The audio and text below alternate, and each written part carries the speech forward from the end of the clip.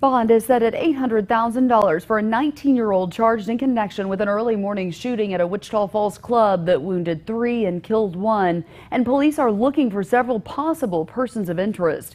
Around 3 a.m. on Sunday, Wichita Falls police were called to the Studio E Club at 2400 Shepherd Access Road in reference to gunshots. When officers arrived, they found 4 victims with gunshot wounds. 26-year-old Devontae Combs died at the scene with a gunshot wound to the chest. Another was taken to United Regional by ambulance, and at least 1 victim was transported by a private vehicle. According to a witness who is a security employee there at the club, prior to the shooting, several people in the club had been in an argument. He said he recognized 2 of those in the disturbance as brothers, and he pushed one of them out the door and saw the other leave.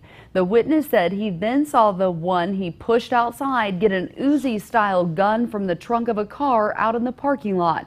He said he locked the north door and began heading to the front door and saw the man with the gun there trying to get back in. When the employee at that door told him he could not go in, the security employee said the man pulled out the gun and began firing into the club.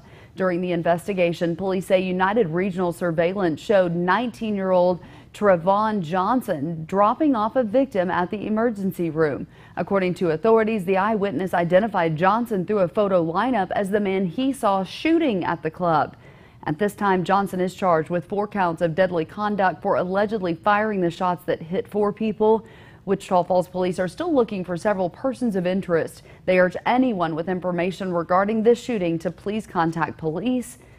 If you want to remain anonymous, you can also call Crime Stoppers. The number's right there on your screen, 322-9888. The night of the shooting proved to be chaotic for law enforcement. Officers arriving to the scene reported seeing multiple people running around the bar in the parking lot. Inside of the club, police say a large number of people were standing around a victim who was not moving, and officers say the crowd was pushing back as officers tried to clear them out of the club so they could secure the crime scene and paramedics could get in.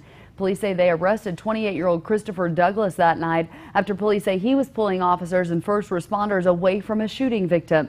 According to officers, Douglas then pushed an officer and began swinging his fist, striking one officer in the head. One officer finally tased Douglas as he resisted in order to place him into custody. He was charged with assault of a public servant.